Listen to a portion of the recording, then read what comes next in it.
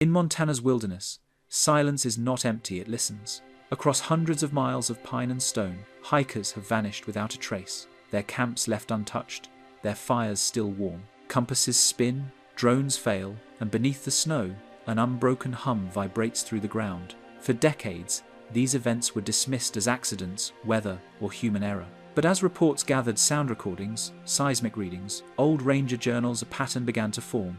Magnetic shifts, lights beneath the ice, disappearances repeating every 43 days. The same coordinates, the same frequency, the same absence. What began as isolated mystery has become a quiet equation written into the land itself, an unending rhythm no one can explain. This is not a story of what's missing, but of what remains and what might be listening from below. Join us as we trace the pattern behind the recent disappearances in Montana's wilderness. Whispers in the Absaroka Range, in the vast, quiet stretches of Montana's wilderness, where ridgelines fold like frozen waves and the tree line cuts sharp against a pale horizon. There are places where people have vanished, quietly, without struggle, without sign. The Absaroka Range, stretching along the border near Yellowstone National Park, has been at the center of many such disappearances. Between 1999 and 2023, more than 24 hikers, campers, and hunters were reported missing within a narrow corridor running from Cook City down through the Beartooth Plateau. Their names appear briefly in local reports, then fade into the pattern of unclosed files that mark Montana's most remote lands. One of the earliest recorded disappearances tied to this region was that of a man named Dennis Parker. On the 8th of October 1999, Parker, a 42-year-old surveyor from Bozeman, was mapping an old mining trail near the Stillwater River. His GPS stopped transmitting at 2:43 p.m. The last coordinates placed him near a cluster of abandoned cabins once used by prospectors in the early 1900s. Search teams found his tools, his hat, and his pack, but not his notebook or radio. The cabins stood silent, their doors locked from the inside. Rangers marked it as environmental disorientation. Locals called it the line. In 2003, two brothers from Billings Ryan and Matthew Cole were last seen camping along Goose Lake, just beyond the timberline. Their tent remained intact and a small fire had burned down to white ash. The food cooler was sealed. No tracks led away from the campsite, though searchers noted a faint trail of disturbed pine needles about 30 yards from the water's edge, leading toward an area of thin ice, despite it being midsummer. Their case file, numbered 03187B, remains active. A retired sheriff's deputy, interviewed years later, remarked, "The trees were too still, even the birds stopped that day." Montana's wilderness has long been described as a place that keeps its own memory. The Forest Service maintains extensive reports of missing persons dating back to 1968, when records first began being digitized. But within the thousands of pages, certain geographic overlaps emerge. In 3 separate incidents, 1969, 1999, and 2017, tracking dogs led investigators to the same boulder formation near Kersey Ridge, approximately 6 miles from the trailhead. In each case, the scent stopped abruptly near a fissure in the ground. Geological surveys later confirmed the fissure connects to a limestone cave network running beneath the ridge. The system, called the Reeves Caverns, remains largely unmapped due to unstable passageways and lack of oxygen beyond the initial descent. In July 2017, hiker Lauren Wexler, age 29, disappeared while photographing flora samples for a botanical study. Her last image, recovered from a damaged SD card, showed a small clearing where a stream curved around a limestone outcrop. A shadow stretched across the water at an odd angle, too narrow for a tree, too sharp for a person. The timestamp read 4:17 p.m. A second image, taken 2 minutes later, showed only the empty stream. Rangers later noted an imprint of a tripod leg still pressed into the damp soil. Local historian Mark Hanley compiled a private catalogue of Montana disappearances in 2020. His findings suggested that nearly all unsolved vanishings in the western half of the state occur within 12 miles of geological sink zones regions, where groundwater erosion causes sudden subsidence. Hanley's notes included coordinates, weather conditions, and witness statements, cross-referenced with seismic data from the Montana Bureau of Mines and Geology. He highlighted the Absaroka, Bitterroot, and Swan Ranges as zones of recurring absence. His summary line read, "The land swallows more than it reveals." The National Park Service has released no official statement linking these cases. Yet, internal memos obtained through a Freedom of Information request by journalist Eli Harper in 2022 mentioned consistent magnetic interference recorded on search equipment during recovery operations in the Beartooth backcountry. Compass readings shifted erratically, sometimes rotating 20 to 30 degrees off true north. Drone signals failed without cause. Harper described the pattern in his article, published in the Great Falls Tribune. Every time a body is found, the devices start working again. Every time they aren't, the instruments go blind. At night, the region falls into an unusual quiet. Travelers have reported hearing faint metallic echoes, clinks, taps, rhythmic but irregular, carrying from slopes where no mining activity exists today. In January 2008, a pilot flying a Cessna 172 over the area logged a radio note at 19:43 hours. Unidentified reflection North Ridge appears to pulse. When questioned later, the pilot clarified it wasn't a light, but a silver surface, smooth as glass. Not all the disappearances end in mystery.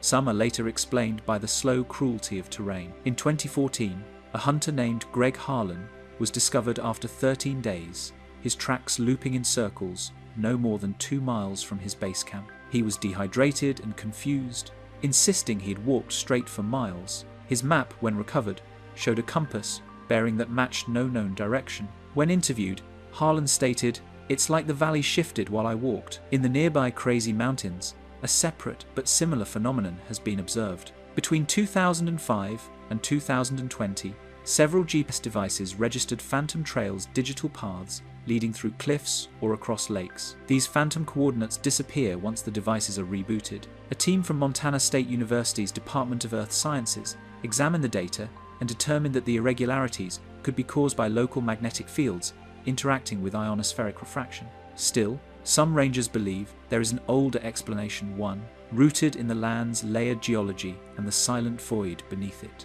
The native Crow people, who have long lived near the Yellowstone River basin, speak of the wind that remembers. Oral accounts describe certain ridges where travelers feel watched or hear voices calling from slopes long after sunset. An elder named Thomas Bearclaw told an interviewer in 1981, "Those who walk too far without asking the ground for permission, they sometimes keep walking below."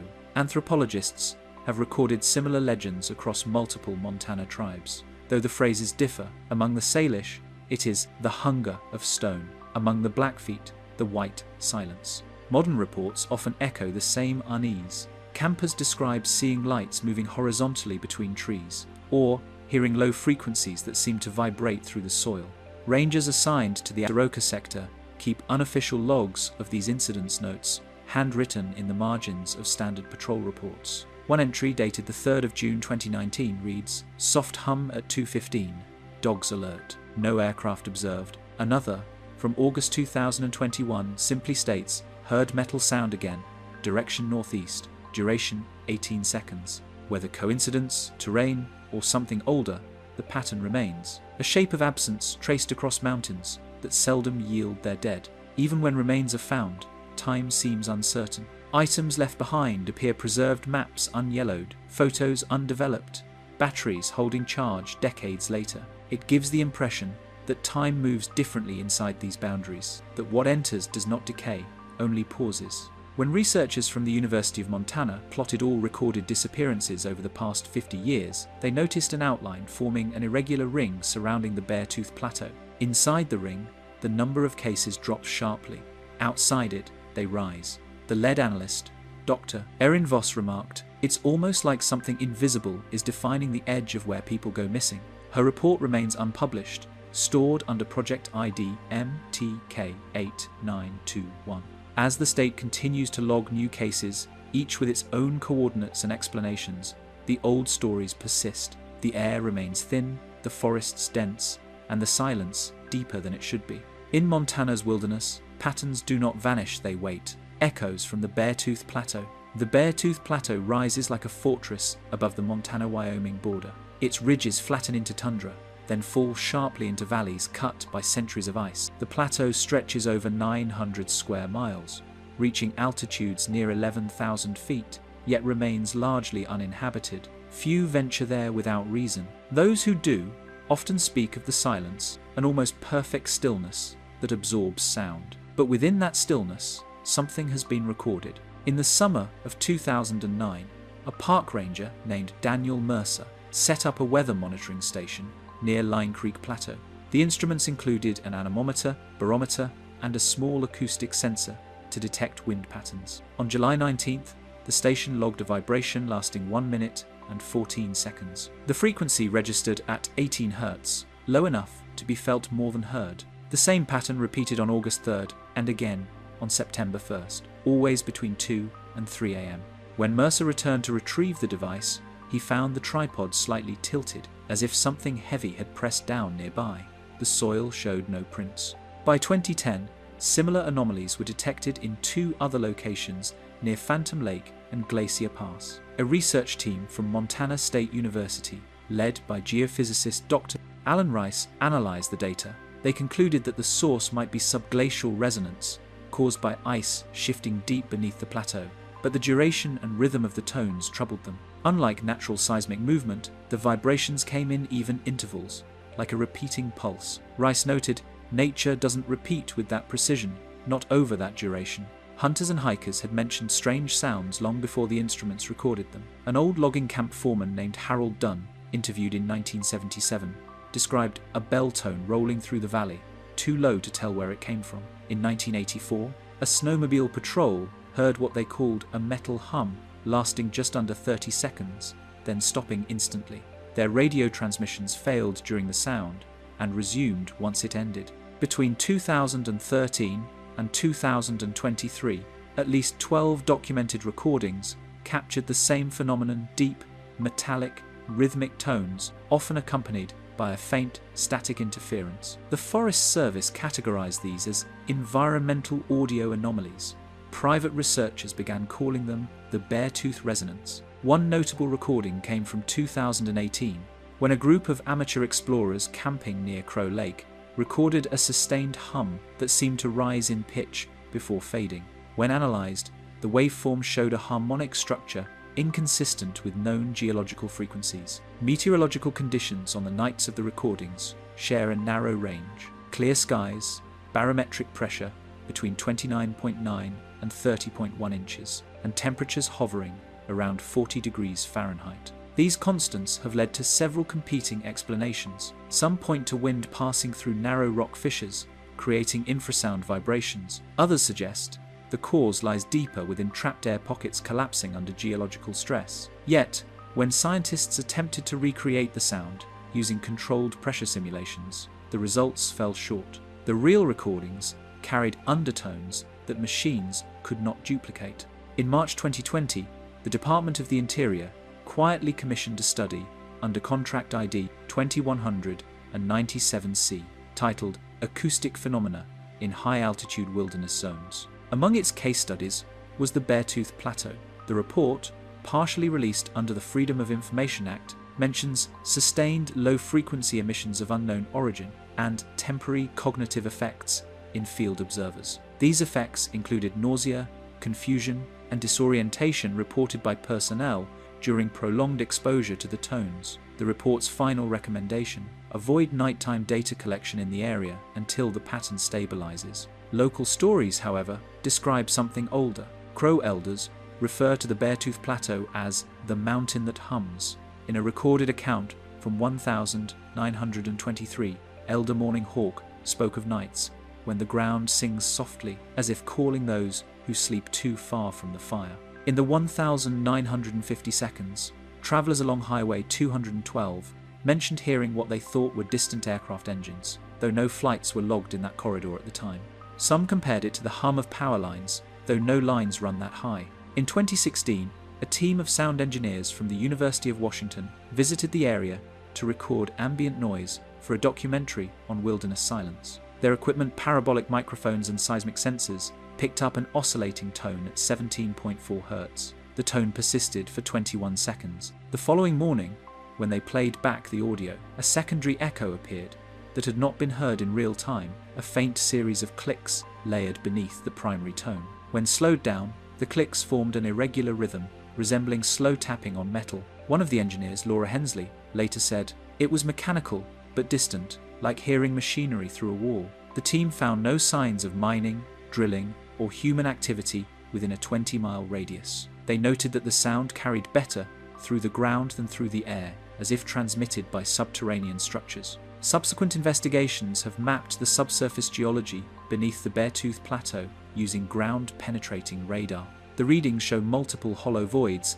some natural lava tubes, others unclassified cavities extending hundreds of feet. These voids form networks aligned along fault lines that stretch toward the Absaroka Range. When wind or shifting pressure moves through these spaces, sound could theoretically resonate outward, but the frequency stability suggests a repeating trigger, something rhythmic, steady, and persistent. By 2022, a private acoustic analyst, Michael Adair, compiled a timeline of all recorded hums from 2009 onward. When plotted, the intervals between them formed a predictable pattern 43 days apart, with a variation of less than 12 hours. Adair described the phenomenon as systematic, not random. He compared it to the beating of a distant engine, as though something large cycles beneath the surface. Rangers who've camped near the plateau sometimes describe feeling the vibration before hearing it.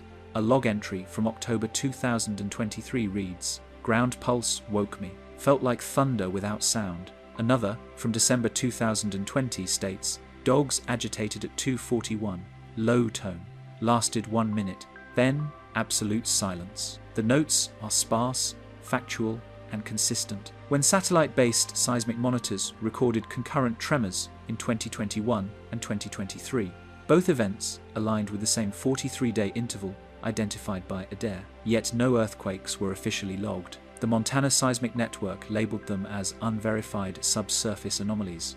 In each case, magnetometer readings from nearby stations showed a slight deviation in the magnetic field, less than 0.3 microtesla, but measurable. In the stillness of the Beartooth Plateau, every sound matters. Wind scraping granite, snow compacting under its own weight, ice fracturing beneath the thaw. But these echoes, steady, low, and precise, do not behave like nature's breath. They repeat as if guided, like a slow, buried memory, resurfacing at set intervals. And so the recordings continue, stored in university archives, ranger logs, and private servers, each one faint, nearly identical. A hum from beneath the plateau that starts, holds, and disappears. No announcement, no cause, no end. Only the same low vibration returning as if on schedule, whispering beneath the rock. The vanishing camps of Stillwater Creek. Stillwater Creek runs cold and clear through the western slopes of Montana's Beartooth Mountains. Its path bends between granite walls, past old mining scars and pine forests that have grown dense again after a century of quiet. The creek has long been a place for trout fishing and backcountry camping, especially near the small clearings where the water slows and pools into glassy reflections. But over the last 2 decades, a growing number of campers have been found missing along this same narrow corridor. Their camps are discovered days or weeks later, tidy, undisturbed, yet empty. The earliest of these modern cases dates back to June 2001. A couple from Missoula, Paul and Rachel Henson, set up camp near mile marker 14 along the Stillwater trailhead. Their tent remained pitched, their backpacks zipped, and their campfire smouldering when rangers arrived 3 days later. Inside the tent were sleeping bags neatly rolled, a lantern, and Rachel's open journal. Her last entry read only, "The water sounds closer tonight." No tracks led away from the site. The ranger log recorded the event as possible fall near river, though no body was ever found. 4 years later, in August 2005, 2 friends from Helena Mark Peterson and Dale Carter vanished from a campsite 5 miles upstream. Their fishing rods were found leaned against a log, and the morning coffee was half poured into tin cups, the surface filmed with cold. Their footprints ended abruptly 10 paces from the waterline. Search teams brought in tracking dogs, which circled the area repeatedly, then stopped in the same spot by the creek's bend. The report noted no sign of struggle, no indication of animal activity. Between 2005 and 2019, at least 7 more vanishings followed the same pattern. Camps intact, meals uneaten. In several cases, personal effects were found precisely where they had been left. Folded jackets, fishing tackle boxes still open, sometimes even running audio devices, or cameras that had continued recording for hours after their owners disappeared. One of the most chilling was discovered in June 2014. A digital voice recorder still powered on, found inside a nylon tent near Stillwater's upper ridge. The file contained 3 hours of ordinary camp sounds: wind, fire crackling, soft footsteps. Then, near the end, a faint tapping echoed in the background.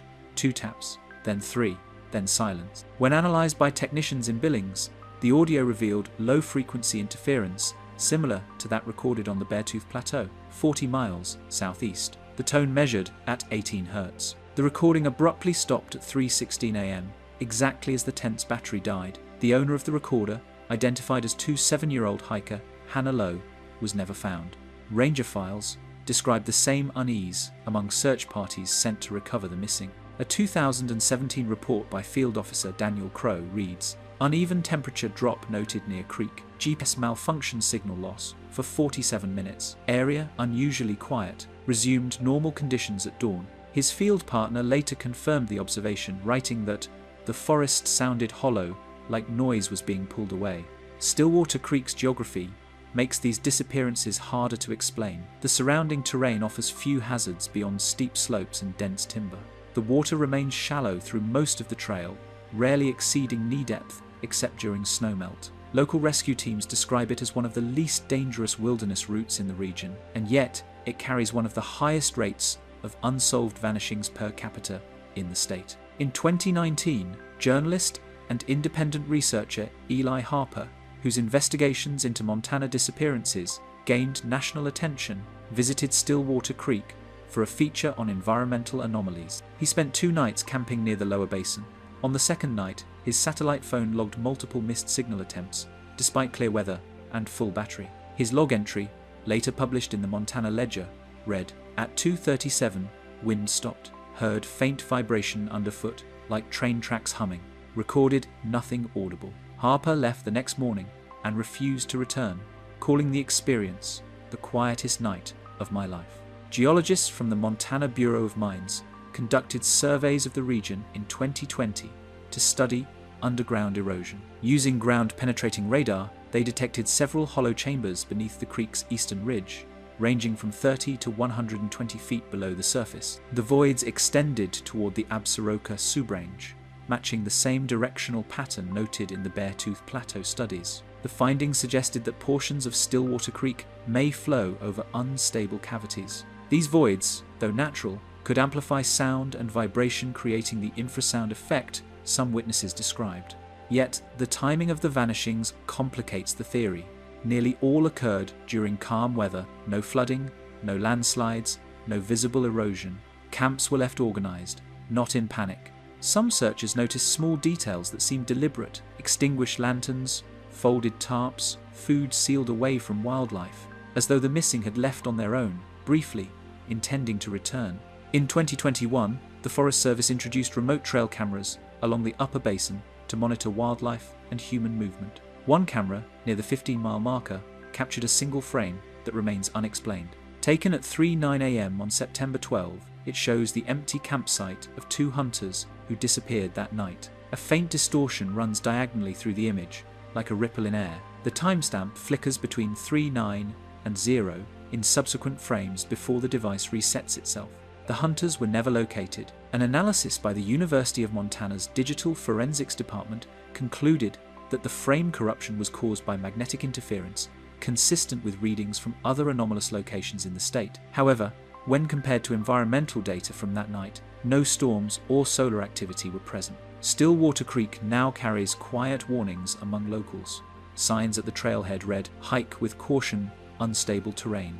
But longtime residents know it as something else. They call it the Creek of Returned Fires. In 2007, an old trapper named Charles Redding told a radio interviewer that he once passed through the valley and saw campfires burning by themselves, no one around, but the flames stood straight, like candlelight, not moving in the wind. In modern ranger guides, Stillwater is listed as a low activity zone, meaning minimal tourism and infrequent patrols. Few go deep beyond mile marker 16. The trail eventually fades into rock, the creek narrowing until it disappears beneath the earth. There, a faint metallic hum can sometimes be heard if you press your ear to the ground. Rangers say it's the sound of moving water, but recordings made in 2022 suggest otherwise: a consistent frequency, repeating every 43 days, identical to that of the Beartooth hum. Each disappearance adds another mark to the same map, a thin line tracing the hidden geometry beneath Montana's wilderness. A line connecting echoes, vibrations, and camps left waiting for voices that never returned. Magnetic north shifts. In Montana's high wilderness, compasses have always been trusted more than clocks. A magnetic needle, steady and simple, doesn't lie, or at least it shouldn't. But in the last 20 years, something strange has been recorded across the state's mountainous corridors. Bearings shifting, instruments rotating slowly, as if guided by an unseen hand. Rangers call it the crawl. It begins without warning. 1 minute the compass points north, the next it drifts 5 degrees, then 10, before returning as if nothing happened. The phenomenon has been noted in at least 16 field reports, almost all within the same 200-mile arc, stretching from the Beartooth Plateau to the Crazy Mountains. The first official record of these compass irregularities dates back to May 1998. A search and rescue team operating near Glacier Creek reported erratic readings that caused them to walk in circles for nearly 2 hours. Their handheld GPS units displayed alternating coordinates numbers that jumped between two locations miles apart. When the devices were checked later in Billings, technicians found no fault. All instruments functional, the report concluded. But one rescuer, a veteran ranger named Tom Willard, later wrote privately, "We stopped walking when we realized the stars were no longer where they should be." By 2004, similar incidents had become frequent enough to warrant internal tracking. The US Forest Service began compiling a list titled Magnetic Anomalies Northern Sector. The data covered readings from 1976 to 2004. Within that span, 91 separate reports noted compass or navigation interference, all within the same swath of terrain overlapping the Absaroka Range. The majority occurred during calm weather, with no solar storms or seismic activity recorded. Some compass needles spun continuously for up to 2 minutes before freezing. In one case, a ranger's analog wristwatch stopped, then resumed 15 minutes later, showing a new time zone offset by 3 hours. Geophysicists from the University of Montana were called to investigate. Their study, published quietly in 2006, suggested that the anomalies might be linked to the serpentine and magnetite-rich rocks underlying the mountain ranges. These minerals, capable of distorting localized magnetic fields, can cause short-term deviations, usually by 1 or 2 degrees. Yet, the shifts described in ranger logs often exceeded 20 degrees. Dr. Harriet Sloan, one of the study's contributors, later said, "These aren't simple distortions. They behave like moving fields, as if the rock itself breathes magnetism." The connection between these disturbances and the missing person cases soon drew attention. Several disappearances coincided with days when magnetometer readings spiked at monitoring stations near Red Lodge and Livingston. Between 2013 and 2018, 5 such spikes were logged. In 3 of those years, hikers vanished within a 48-hour window of the event. The data overlap was never officially acknowledged, but independent researcher Eli Harper noted the pattern in his private archive. Whenever the field bends, the forest keeps someone. In 2015, a team of cartographers working on updated trail maps for the Beartooth Wilderness brought in magnetometer drones to calibrate elevation points. The drones malfunctioned repeatedly, their internal gyroscopes rotating mid-flight. At least 4 drones fell out of the air, each reporting loss of stabilization. When recovered, their data showed a sudden flux in the magnetic field at ground level, localized to a 200-foot-wide circular area west of Line Creek Plateau. The readings reached 800 nanoteslars above baseline.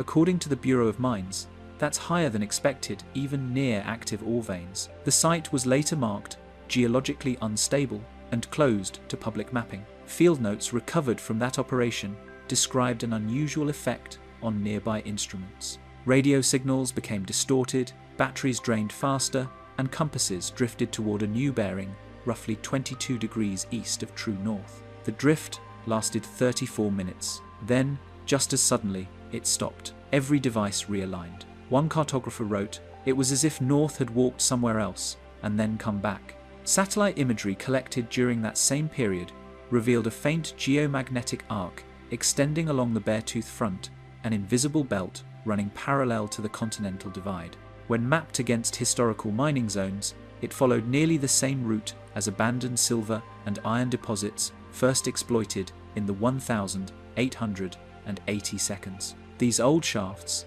now sealed or flooded, lie deep under layers of limestone and basalt. The alignment led geologists to propose that residual magnetization from these ore bodies could cause small shifts during seasonal pressure changes. Yet, that explanation failed to account for the rhythmic timing shifts occurring almost precisely every 43 days, the same interval observed in the Beartooth Hum recordings. In August 2019, an experimental team from the Montana Geological Survey placed magnetic sensors in 3 remote sites along Stillwater Creek. Over 4 months, the instruments detected periodic fluctuations peaking in the early hours of the morning between 2 and 3 a.m. The shifts were short, lasting no longer than 90 seconds. At 2 of the sites, the readings matched the 18 Hz vibration documented in prior acoustic studies. The 3rd site recorded an anomaly of unknown origin, a sharp spike followed by total magnetic silence. The needles stopped entirely, refusing to move for 6 full minutes. When the sensors were retrieved, one of the steel anchors holding a tripod had fused to the rock below, as if magnetized. The metal couldn't be pried loose until the following week, when the field returned to normal. The event remains unexplained. Hikers who frequent the region often notice subtler signs. Smartphone compasses flicker, watch hands drift by seconds, sometimes minutes. One hunter reported that his rifle's sight alignment shifted mid-aim, only to correct itself later. Another, a guide named Carl Mitchell, described it simply, "You can feel the direction change in your teeth." In 2022, the National Geomagnetic Observatory released updated contour maps for the northern United States. While most of the country's declination had moved steadily westward, a small pocket of Montana showed erratic reversals oscillations between east and west. The data points formed a circular pattern around the Beartooth Plateau and Stillwater Creek area, roughly 80 miles wide. Within that ring, magnetic north appeared to pulse, drifting periodically before stabilizing again. Researchers attempting to trace the cycle found that the pattern aligned not with known geological boundaries, but with recorded vanishings. Every major disappearance cluster fell inside the ring. The connection, though circumstantial, raised quiet concern among field scientists. One unnamed researcher wrote in a 2023 email leak, "We are standing over a moving field. The ground is alive with charge." Today, rangers continue to carry both analog compasses and digital backups, yet they still note moments when neither can be trusted. Needles tremble, settle, then point somewhere unseen. Directions become uncertain, time seems to lose its steady rhythm, and sound fades briefly before returning. In those moments, the wilderness appears to turn inward, as if Montana's deep stone remembers a magnetism older than its maps. For those who vanish, perhaps it is not distance that hides them, but direction itself lost somewhere between where north used to be and where it is now. The frozen archives of Red Lodge. At the base of the Beartooth Mountains lies the small town of Red Lodge, a place of wooden porches, uneven streets, and quiet winters. Beneath its library, sealed behind a heavy steel door, marked records 1,901 1,978, sits an archive that few know exists. The temperature inside never rises above 40 degrees. It was built to preserve early mining documents, but over the decades, it became a collection of something else entirely. Ranger journals, surveyor logs, and handwritten reports of disappearances that predate the modern record system. The earliest entry in the archive dates to 1893. It's written in fading iron gall ink on ledger paper from the Northern Pacific Railroad Company. The page records a missing trail crew, 6 men, hired to extend a timber route toward the East Rosebud Valley. The note reads simply, "Crew left camp on morning of the 17th. Tools found. Meal uneaten. Fire cold. No recovery effort was documented." A second page, written by a foreman a month later, adds, "The compasses turned slow that week."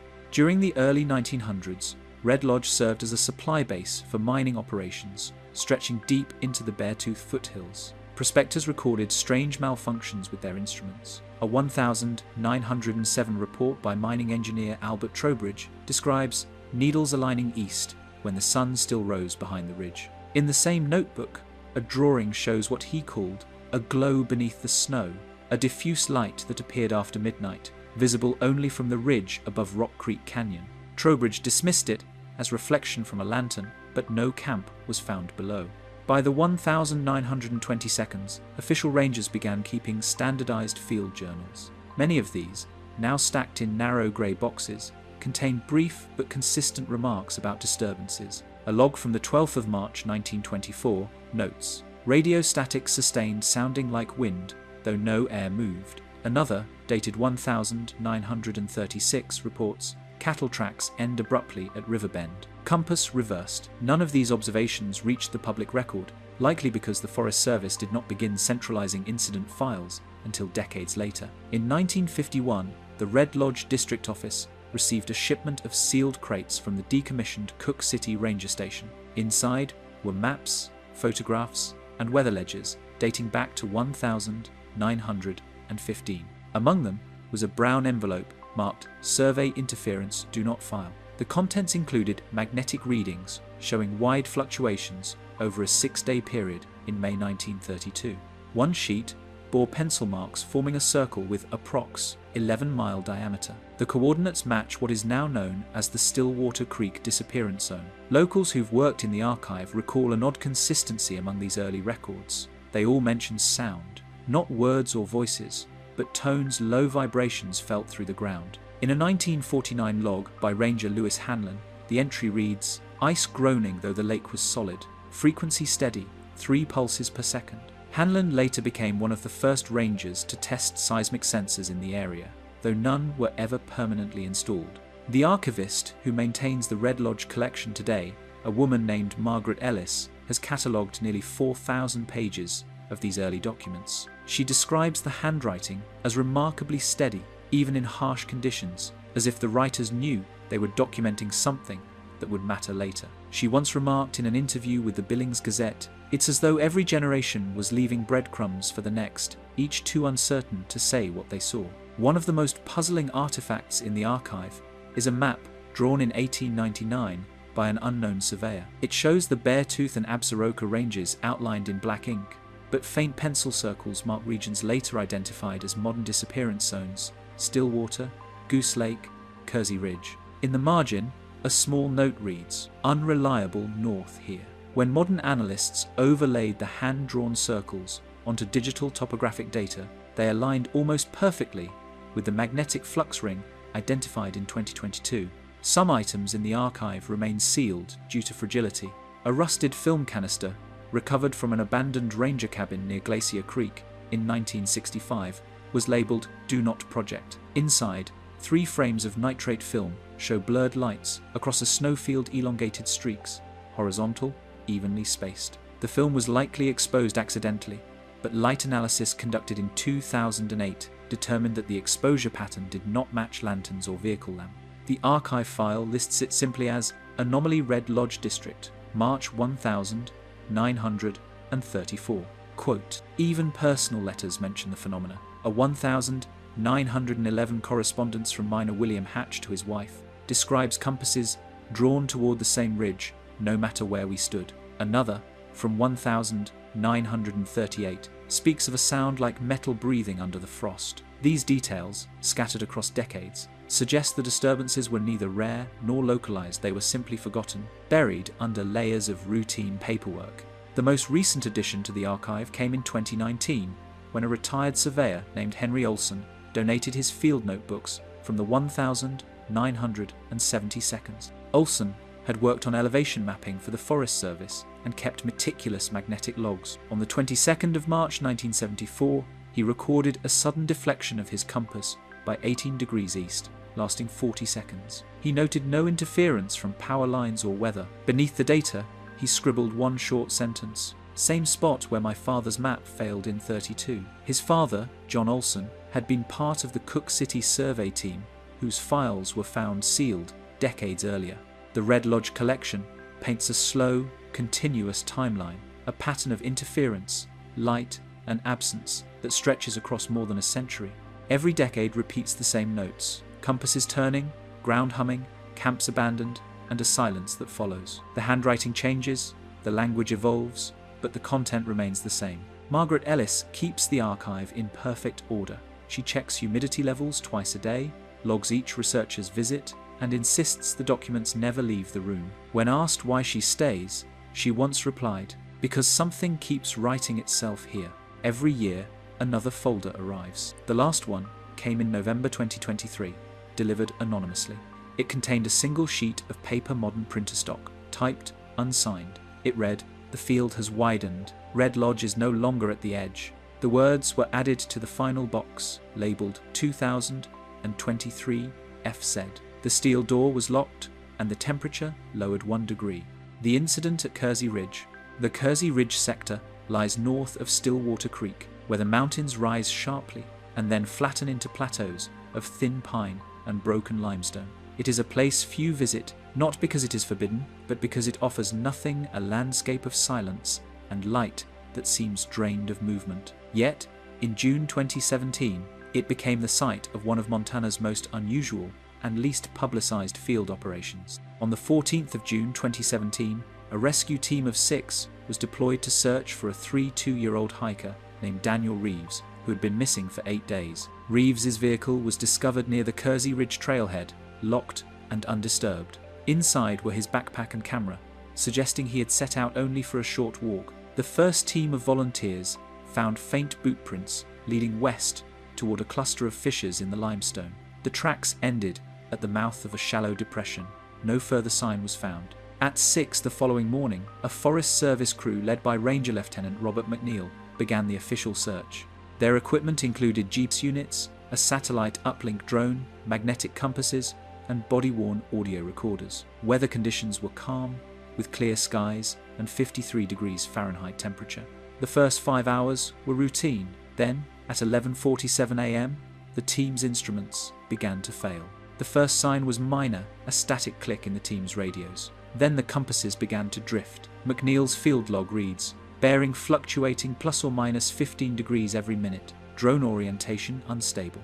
Technician Carla Jensen attempted a recalibration, but the instruments continued to spin slowly counterclockwise. Within 20 minutes, all GPS readings froze, displaying identical coordinates for every unit, though the team had already moved half a mile. Audio from McNeil's body recorder captures the following exchange. McNeil, "Everyone hold position." Jensen, "Signals looping.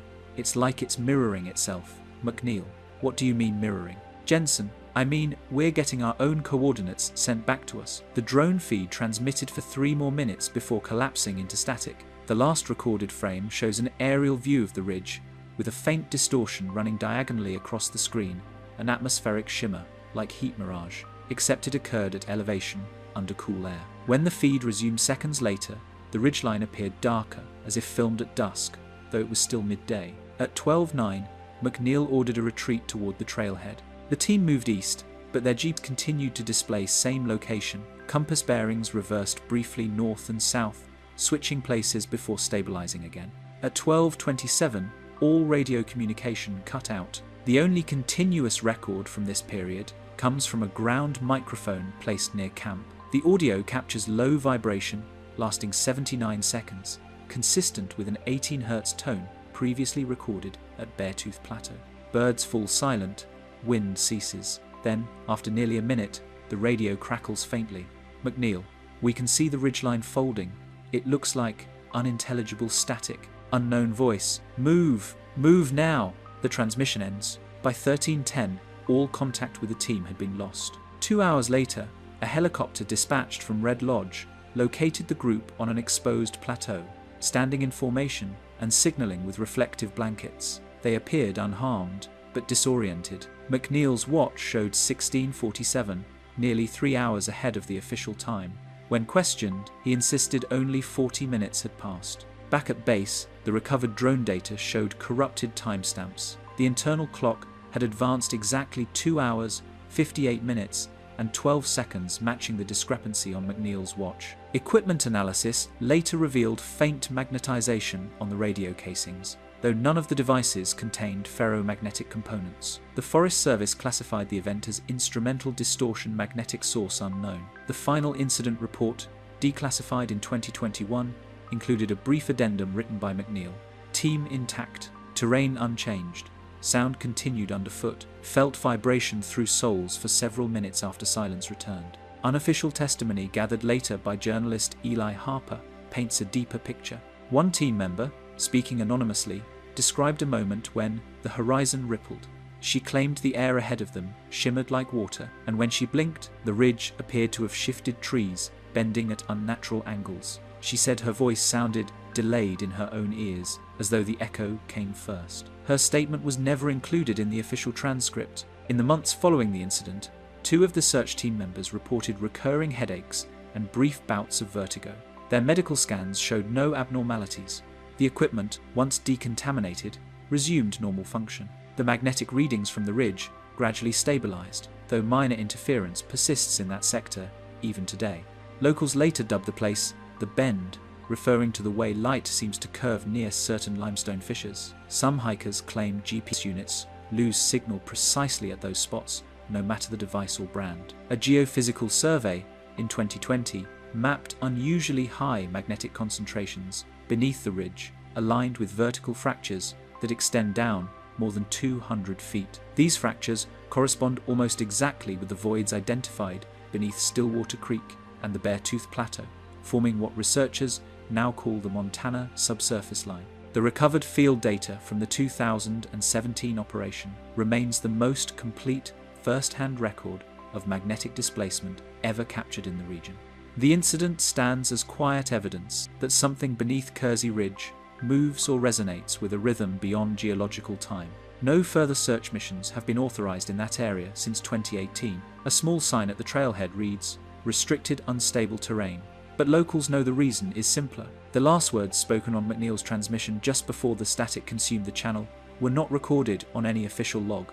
They were reconstructed later from overlapping frequencies recovered by technicians. He said softly, "It's moving under us again." The light's beneath the ice. In Montana's high country, where the snow never fully melts and the lakes stay sealed in glass until late June, there are stories of light, cold, moving, and wordless. They are seen rarely, mostly by those who camp too high or stay too late. Yet the pattern of reports stretches across more than a century, from miners with carbide lamps to drone operators with thermal sensors. Each tells the same quiet story: light beneath the ice, as if something alive moved below it. The first written account comes from 1906. A prospector named Henry R. Vaughan noted in his field diary that the lake glowed dull white from within. He was camped near Grasshopper Glacier, a frozen slope known for trapping ancient insects in layers of clear ice. Vaughan's entry, filed with the Red Lodge archives, describes faint streaks moving slowly under the surface, like lanterns dragged through water. He broke the ice to investigate, but the glow retreated deeper, then vanished. The next morning, the ice had sealed again, smooth as glass. Decades later, during the winter of 1931, a mining inspector named Albert Meeker wrote to his supervisor in Butte that he had witnessed lights shifting under the North Basin. His report was dismissed as reflection from miners' lamps, but in the 1970 seconds, surveyors using night vision scopes near the same basin captured moving sources of light beneath the frozen surface, visible for just over 2 minutes. The footage was grainy, green, and without sound, but the glow moved too slowly to be artificial. The recording was stored in the Red Lodge District Vault under the label Unverified Optical Event 1973.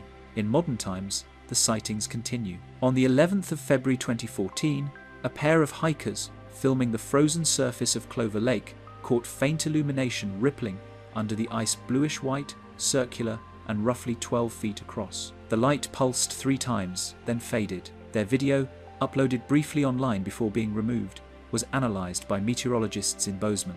No atmospheric reflections matched the movement pattern. The light's source appeared internal, as if generated below the frozen layer. In 2019, rangers assigned to winter patrol near Beartooth Pass installed motion-triggered cameras on the frozen lakes to study elk migration.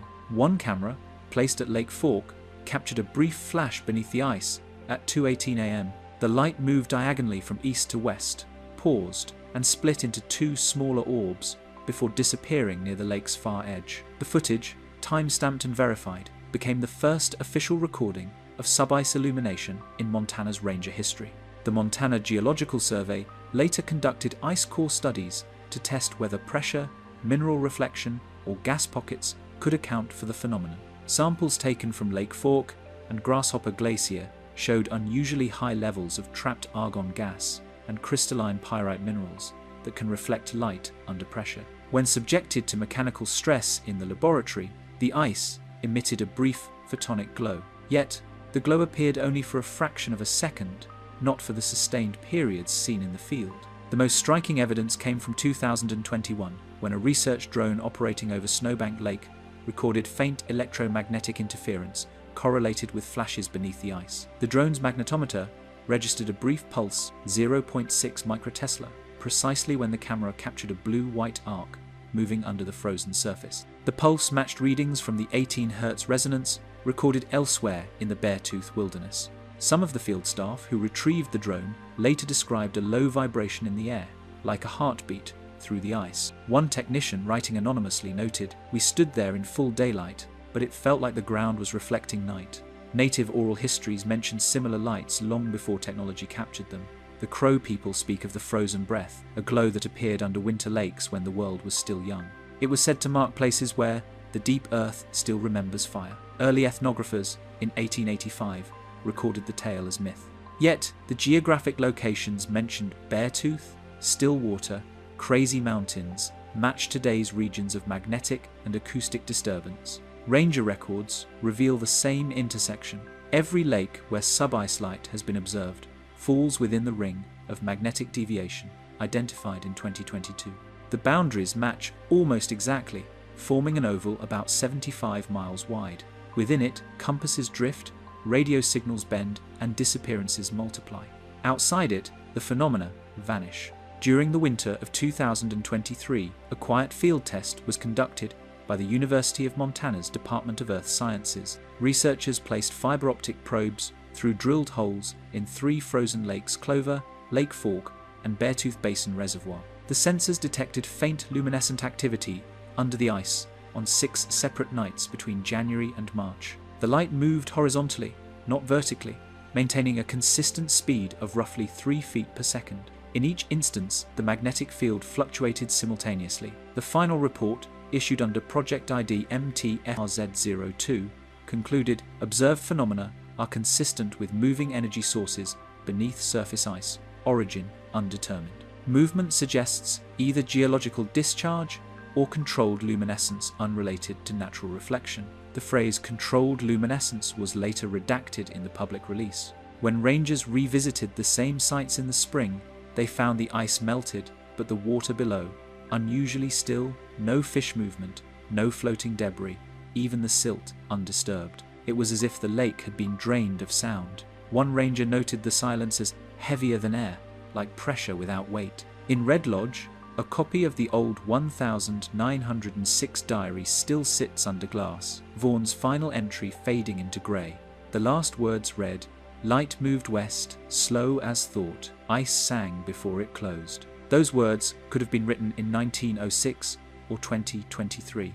Nothing in them changes. Across more than 100 years, the same glow returns under different ice, steady and wordless, moving through Montana's frozen mirrors as if tracing the shape of something buried deep below the range, something that hums, waits, and remembers where the ridges end. The Silent Zone.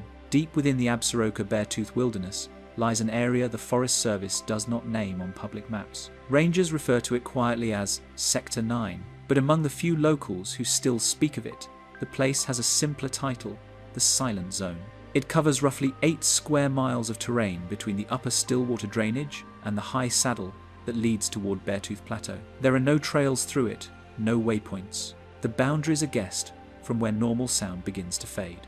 The first mention of the zone appears in a 1962 maintenance report written by Ranger Joseph Harlan. He described finding a section of forest where sound was dimmed as though muffled by unseen fog.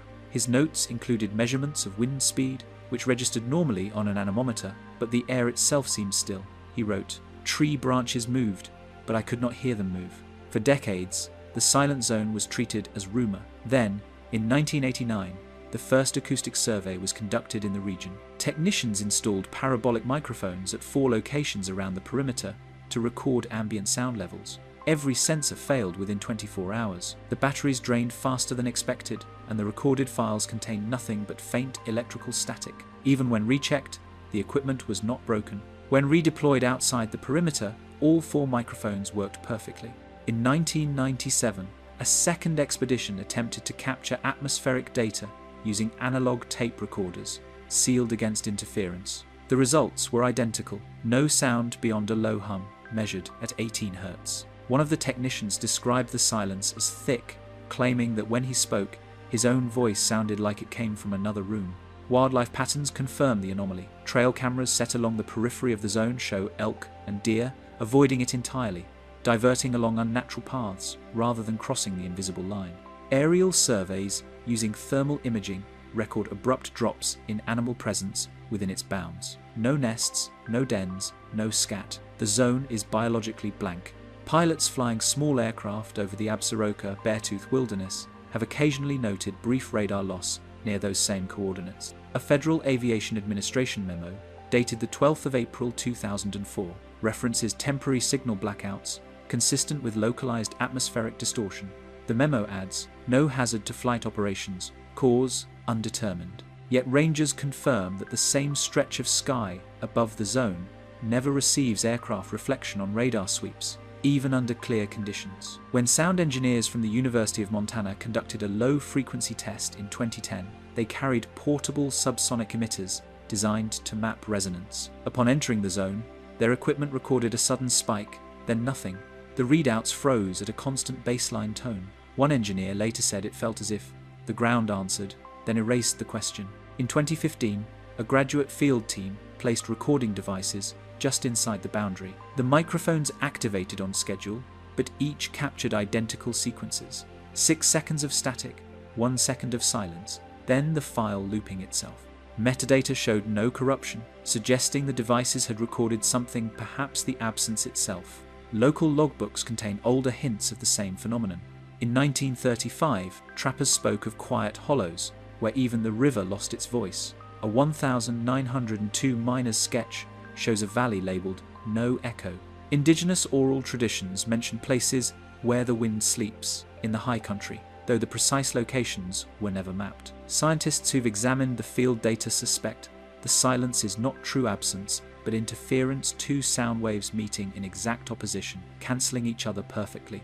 Yet for that to occur across miles of open terrain, the conditions would have to be exact, identical frequencies, precise timing, and a continuous source. No known geological structure produces such consistency. Magnetometer readings collected within the zone fluctuate more rapidly than in surrounding areas, sometimes reversing polarity multiple times per minute. Compass needles tremble, stop, then resume. The effect aligns with the broader magnetic ring documented across the Beartooth Wilderness. In this area, however, the distortion is so strong that even analog compasses fail completely. They simply hang suspended, pointing at nothing. Rangers rarely enter the silent zone anymore. It's listed internally as a restricted area due to unreliable navigation and communication conditions. When one maintenance team attempted to repair a damaged monitoring tower on its edge in 2018, their radio contact dropped the moment they crossed the tree line. They returned 2 hours later, pale and silent. The only entry in the report, "All instruments unreadable. Recommend relocation." Thermal scans made from a helicopter that same year revealed something stranger heat traces beneath the surface, moving slowly westward, about 50 meters below ground. The shapes were diffuse, long, and faint, like shadows seen through fog. The scans lasted 30 seconds before the infrared sensors shut down. The pilot noted that even the rotor noise seemed muted while over the zone. What makes the silence most unsettling is its boundary. Step a few paces out of it, and the world returns instantly: wind, insects, the faint hiss of leaves. Step back in, and everything stops again. It's as if the land holds its breath. One ranger described it as entering the inside of a thought. In 2022, researchers from the Montana Geological Survey tried a final controlled test. They detonated a small seismic charge outside the zone and measured the echo. Every sensor around the perimeter recorded the blast. Inside the zone, the seismographs remained flat. Not even vibration passed through. The area remains unmarked on public maps, its coordinates redacted in official databases. Only a faint, rectangular outline appears on satellite imagery, a region where the trees look darker, though no difference exists on the ground. When questioned about the anomaly, one Department of the Interior representative stated only, "The absence of data is itself the data." Those who have stood at its edge describe a strange temptation to listen harder, to step further in, to understand what silence, that complete, really means, yet none stay long. The zone gives nothing back. Sound, time, and direction seem to stop together, as if whatever hums beneath Montana's wilderness finally finds perfect stillness there. And when wind returns, it does so without echo. The grid of absences. When the disappearances, the compass failures, and the magnetic hums were first plotted on a single map, no one expected geometry to emerge. The data came from decades of field reports, ranger logs, and university readings, messy, inconsistent, full of missing coordinates. Yet in 2022, an analyst named Dr. Erin Voss from the University of Montana began aligning every recorded incident into a digital model. What appeared at first as scattered points slowly formed a structure, an invisible lattice drawn across the wilderness. The grid was not perfect, but it was deliberate. Each disappearance zone, each acoustic anomaly, and each magnetic spike rested near the intersection of lines spaced almost evenly apart. When connected, the pattern formed hexagonal segments, 12 major nodes, and several minor ones, extending from the Beartooth Plateau through Stillwater Creek and east toward Red Lodge. Voss described it as a geometric fingerprint, unlike anything expected from natural formations. Her findings began quietly.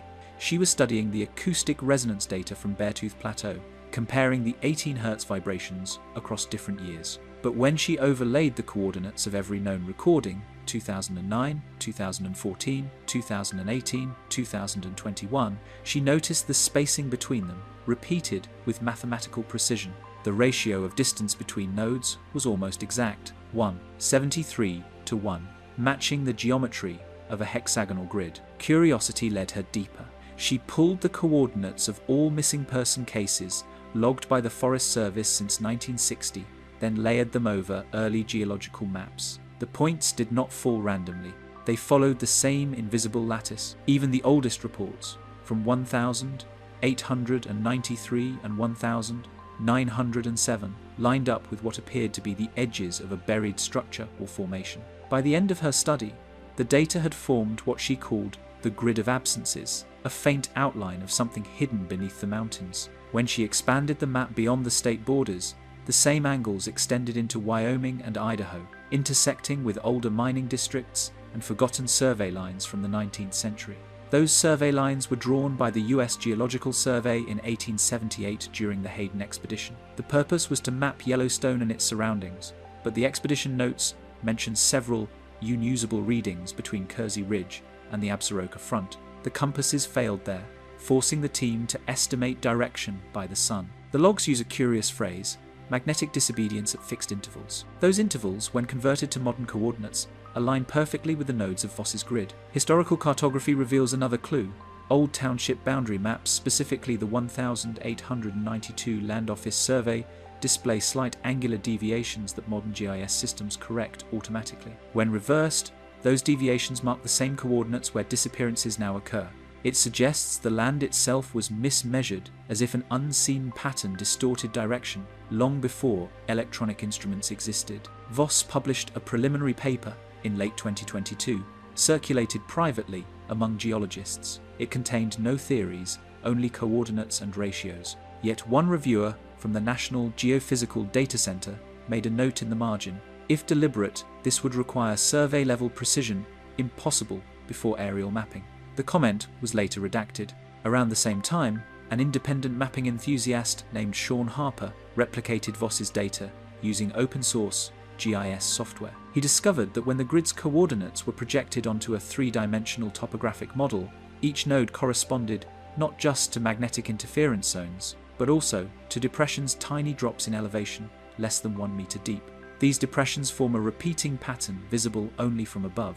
He compared it to a relief map pressed into the earth. When the two datasets, Voss's acoustic grid and Harper's topographic pattern, were combined, they revealed a full shape, a 12-point network spanning nearly 140 miles. The distances between nodes match the wavelengths of the 18 Hz vibrations recorded beneath the Beartooth Plateau. In effect, the land's hum formed a map of itself. Old documents suggest earlier recognition. A 1932 mining survey stored in the Red Lodge archives contains penciled triangles drawn across a geological chart. The triangles match the modern grid within a 1% margin. The caption beneath them reads, "Possible old boundary markers, repeat intervals unnatural." Researchers began to wonder whether the grid represented a natural resonance structure, something like a standing wave frozen into stone. Others proposed it was the result of ancient surveying, possibly from pre-settlement engineering or indigenous earthworks, long eroded by time. Yet, when ground-penetrating radar was used along the primary line between Stillwater Creek and Kersey Ridge, it revealed long linear anomalies running beneath the surface, consistent, parallel, and reflective, as if metal or voids lay buried below. In 2023, a government satellite Landsat 9 captured high-resolution spectral data of the region. Analysts reviewing thermal images noticed faint heat differentials tracing the same lines, glowing slightly warmer than surrounding rock, even at night. These linear traces pulsed at irregular intervals, appearing and fading across seasons. No geological explanation was issued. The images were quietly moved into a restricted data folder labeled USGS Thermal Montana Substructure Provisional. Today, the pattern persists, visible only through the overlay of separate systems: magnetism, sound, elevation, and heat. Each by itself explains little. Together they form a blueprint, a faint network that hums, erases sound, distorts compasses, and defines where people vanish. Some scientists now treat the grid of absences as a coincidence of geography and magnetism. Others, like Voss, suspect the pattern predates both maps and memory. In her final note before withdrawing from public research in 2024, she wrote, "If the grid is natural, it behaves as if aware. If it is not, it was made by something that understood the land better than we do." And so the wilderness holds its quiet geometry lines no one can see, nodes that swallow noise and direction, a lattice buried beneath ice and forest that hums softly every 43 days, as if marking time for something older than sound itself. 43 days. Among the thousands of reports disappearances, magnetic anomalies, acoustic vibrations, one detail repeats so often it can no longer be dismissed as coincidence. 43 days. The number appears in ranger logs, seismic readings, power fluctuations, even satellite telemetry. Every hum, every compass drift, every faint light beneath the ice seems to recur in cycles of 43 days, give or take only a few hours. It is a rhythm that runs beneath the surface of Montana's wilderness, marking time in a language that instruments barely comprehend. The first record of the interval appears in the field notes of geologist Alan Rice, who led the 2010 Beartooth acoustic study. While charting low-frequency vibrations, his team realized that the 18 Hz hum reappeared precisely 43 days after each previous occurrence. Rees wrote, "We assumed seasonal shifts until the pattern repeated in winter, unchanged by temperature or ice load." He logged 5 consecutive cycles, each separated by exactly 43 days. Years later, when University of Montana researcher Erin Voss began her mapping project, she noticed the same interval embedded in unrelated datasets. Seismic sensors near Stillwater Creek, installed by the Montana Bureau of Mines in 2019, registered subtle ground pulses every 43 days, barely perceptible but measurable. Magnetic field data from Red Lodge showed micro fluctuations in polarity at matching intervals. Even the timing of recorded disappearances seemed to echo the same rhythm. When the events were plotted on a calendar spanning 50 years, their peaks aligned into vertical columns every 43 days, without fail. No major storms, no lunar cycles, no tectonic activity explained it. The pattern extended backward through digitized ranger reports to at least 1,961, possibly earlier. In January 2021, a private research collective known as Northern Survey Initiative compiled all available time-stamped anomalies from public and classified records. They cross-checked the 18 Hz sound files, its malfunctions, and known missing person timestamps. The results stunned them. The mean separation between incidents was 43.02 days. The deviation, less than 3 hours, remained constant across 60 years. Their summary read simply, "The land keeps its own clock." The phenomenon was tested again in 2023, when automated monitoring stations were left running around Beartooth Plateau through late winter. On March 11th, at 2:17 a.m., the stations recorded a simultaneous magnetic surge across 4 nodes, followed by a sustained hum lasting 79 seconds. 43 days later, on April 23rd, the same readings returned identical amplitude, identical frequency. Equipment placed miles apart registered synchronization within milliseconds. The pattern has led to competing theories. Some geologists propose an underground resonance, perhaps triggered by water movement through limestone caverns under cyclic pressure. Yet no hydrological process on Earth follows a 43-day interval. Others suggest that geothermal pressure releases could create rhythmic pulses, but no known fault line beneath Montana's ranges operates on such precise timing. More speculative analyses link the pattern to solar phenomena.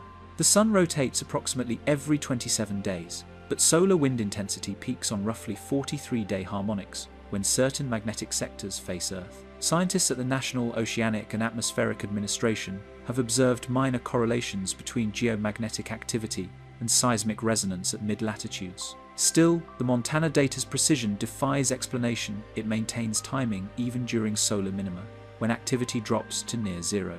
Declassified internal memos from the US Geological Survey mention the interval indirectly. A 2018 document labeled MT Sync 43 states, rhythmic readings remain consistent across longitudes. Field nodes show harmonic coupling. Continue passive monitoring. The memo's author remains unidentified.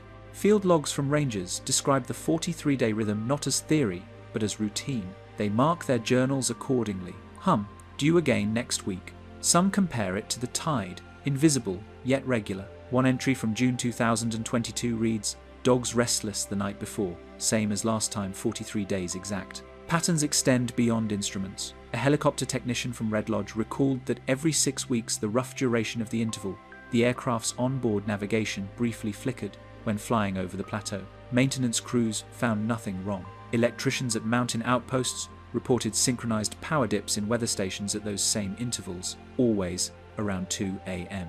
The 43-day cycle also dictates what search teams call the return window. Statistically, more remains or belongings of missing hikers are found on the 43rd day after their disappearance than on any other date. Not through human effort, items simply appear again. A shoe, a camera, a folded jacket, discovered in open sight where searches had passed before. Each instance logged separately, each on schedule. Forensic analysts attempted to test the correlation by leaving controlled objects metal tags, small tools within active zones. Some disappeared from recorded coordinates, only to reappear 43 days later, rusted but intact, a few meters away. A single report describes one tag found lying flat on bare granite with no wind exposure, as though placed carefully by unseen hands. By 2024, most researchers had abandoned efforts to break the cycle. Foss, in her withdrawn paper, wrote, "Every dataset, no matter its origin, begins to sing the same rhythm. The wilderness does not echo, it repeats." Her final recorded data point was April 23rd, the last confirmed pulse before her departure from the project. The next was expected June 5th. In that early summer of 2024, sensors stationed across the Beartooth Front went dark. Power loss occurred simultaneously across all active sites at 2:17 a.m., the exact minute predicted for the next cycle.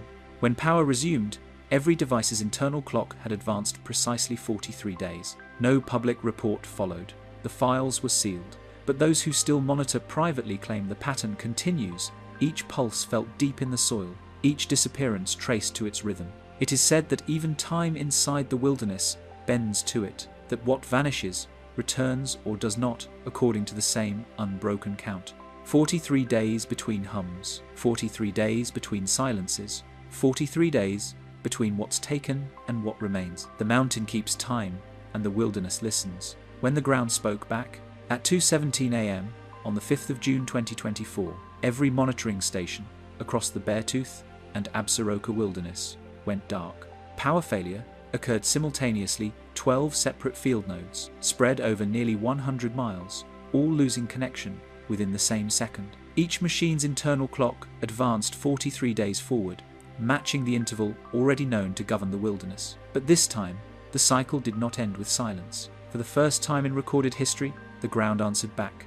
The following morning, the Montana Seismic Network received a series of automatic alerts. Sensors stationed as far east as Billings and as far north as Livingston registered a shallow vibration, low in frequency but coherent in pattern. The wave lasted 1 minute and 40 seconds longer than any known local seismic event. Its amplitude remained constant, as though sustained by something controlled rather than chaotic. Analysts described it as structured noise, a term used when natural data begins to resemble code.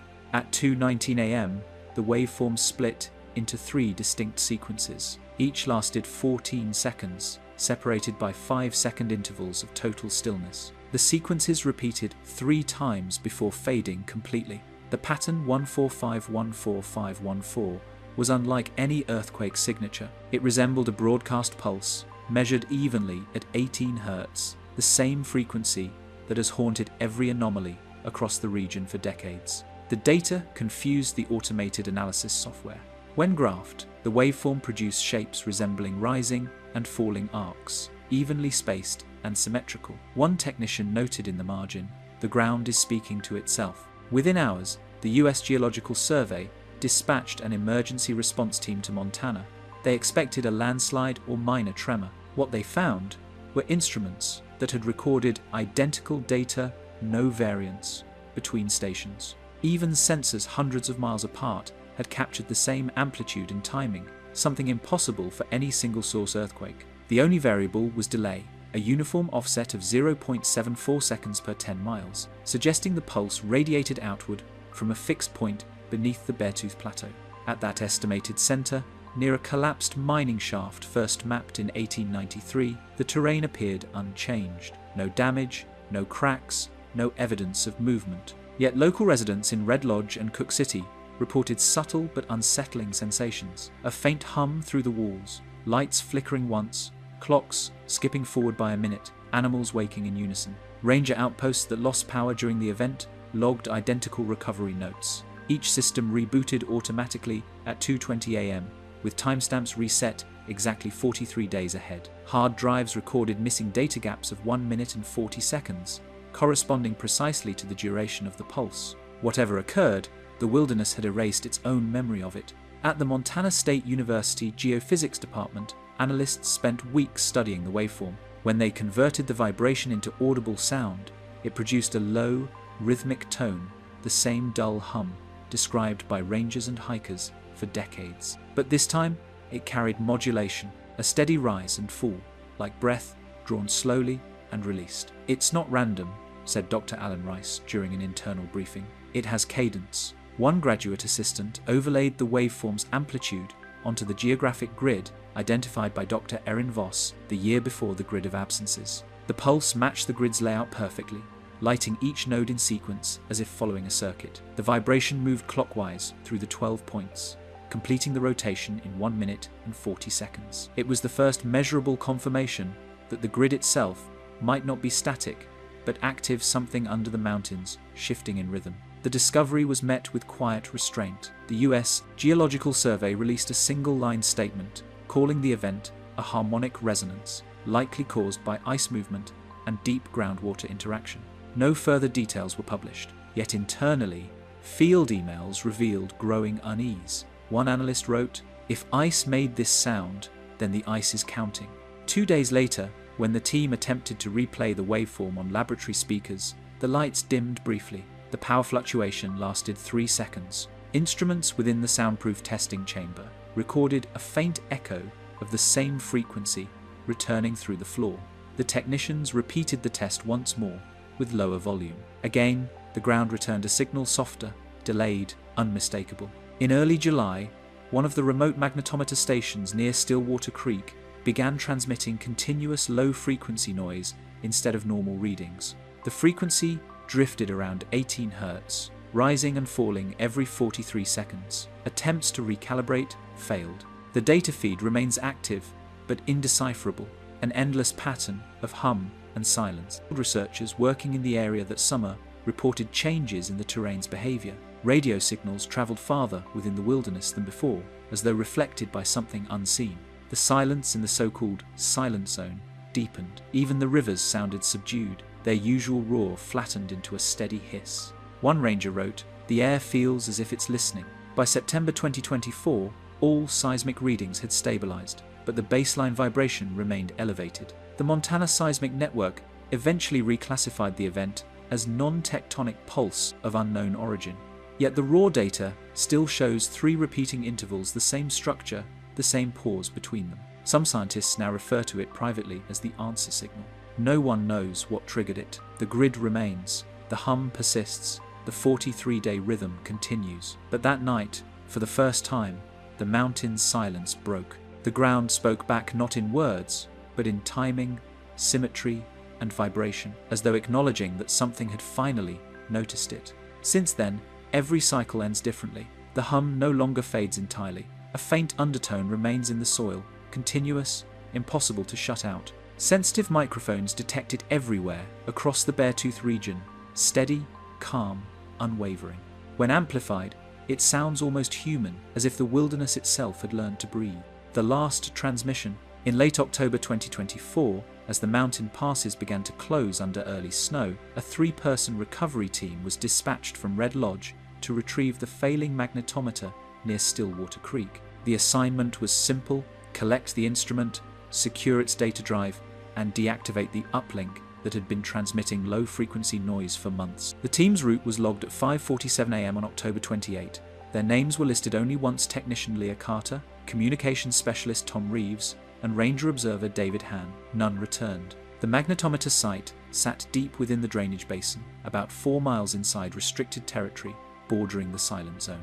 The last known communication from the team reached the base station at 7:12 a.m. It was routine confirmation of arrival at waypoint 3. The next scheduled check-in, due at 9, never came. By 10:17, base telemetry detected unusual feedback from the magnetometer relay. Instead of the continuous hum that had persisted since June, the transmission shifted 3 rising tones, a pause, then 3 descending ones. The signal repeated 5 times, then stabilized at a steady amplitude. The waveform was identical to the June answer signal. Operators assumed interference until the voice appeared. At 10:21, for 18 seconds, an open-channel transmission carried a human whisper layered within the low frequency. The recording, filtered later for clarity, contained only 3 words: "It's repeating us." The feed ended mid-syllable. All subsequent attempts to raise the team failed. By evening, their GPS trackers showed static positions less than 200 meters from the magnetometer station. A helicopter dispatched the following morning located the site, but found no trace of the crew. The snow was unbroken except for 3 shallow depressions where equipment cases had been set down. The magnetometer itself remained intact, still transmitting a continuous hum. When technicians from the Montana Seismic Network analyzed the final data drive, they found the hum no longer constant, but pulsing with modulated intervals. The pulses mirrored human speech frequencies between 85 and 255 Hz, far above the device's operating range. When converted to an audio spectrogram, the waveform resembled overlapping vocal patterns, faintly echoing the cadence of words spoken by the missing team in earlier check-ins. The machine, it seemed, was playing them back. Investigators replayed the field recordings taken before contact was lost. At 8:43 a.m., Leah Carter's body microphone captured a faint metallic rhythm beneath her footsteps, 5 taps, evenly spaced. Hann's recorder caught an almost identical sequence 3 minutes later. Both devices ceased recording at precisely 10:21, the instant the whisper reached base. The site was sealed within 48 hours. Official reports described the event as equipment malfunction followed by personnel misadventure. Unofficially, those who reviewed the data noted an odd synchronization. The pulse from Stillwater Creek spread outward, reaching every seismic node across Montana within seconds. Each node logged identical readings, a single continuous tone, rising slightly in pitch, holding steady for exactly 43 minutes. After the incident, the wilderness changed.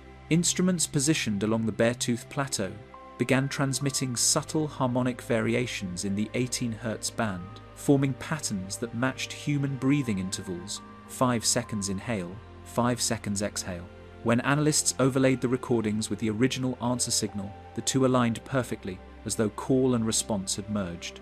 Satellite data from November 2024 revealed faint thermal changes, tracing the same hexagonal grid first documented by Dr. Voss. The nodes glowed slightly warmer than the surrounding terrain, the difference consistent across all 12 points. At each node, seismic readings now beat faintly in time, 43 days apart, then 43 hours, then 43 minutes, as if the rhythm had accelerated. The final packet received from the Stillwater magnetometer arrived on December 11 at 2:17 a.m., the same hour as every prior pulse. It contained no data header, no timestamp, just raw signal. The waveform showed a single, unbroken hum lasting exactly 7 hours and 12 minutes before fading into silence. When technicians compressed the recording for analysis, the amplitude fluctuations formed repeating patterns, short, long, short-spaced, precisely like Morse code.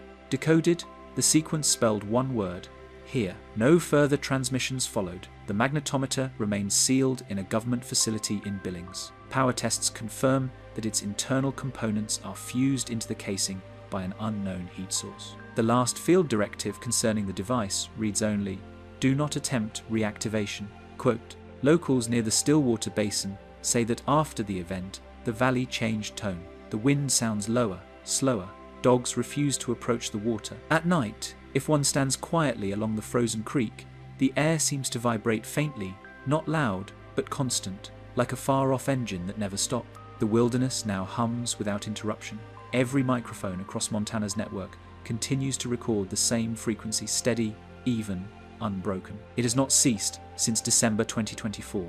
The files are still growing, endlessly, all identical, each carrying the same baseline pitch. No voices remain on the channel, only the hum, widening, folding, repeating, echoing, everything it has ever heard. The last signal from the field has never fully faded. It sits quietly in the archives, alive in the data, looping back every 43 days. Some say if you play it long enough, you can hear the whisper again. Not a voice calling for help, but something listening through the machines, learning the sound of those who listened first. The mountains no longer wait to be heard. They have learned to speak, and they remember. The mountains of Montana still hum. The forests stand unchanged. The rivers move as they always have, yet the silence beneath them grows heavier each season. Instruments continue to record a single constant tone, steady, low, and endless. Search efforts have stopped, but the data never sleeps. Every 43 days, the rhythm renews itself, like the wilderness turning another invisible page. Whatever began beneath the Beartooth Plateau now extends beyond it, carried quietly through soil, water, and air. Perhaps the ground isn't answering anymore. Perhaps it's waiting. If you've felt the hum or seen the light beneath the ice, let us know in the comments. What do you think Montana's wilderness is trying to tell us? Subscribe for more stories that explore the hidden patterns, forgotten archives, and quiet mysteries buried in the world around us. Until next time, stay curious, stay observant, and listen closely. The land keeps its own memory.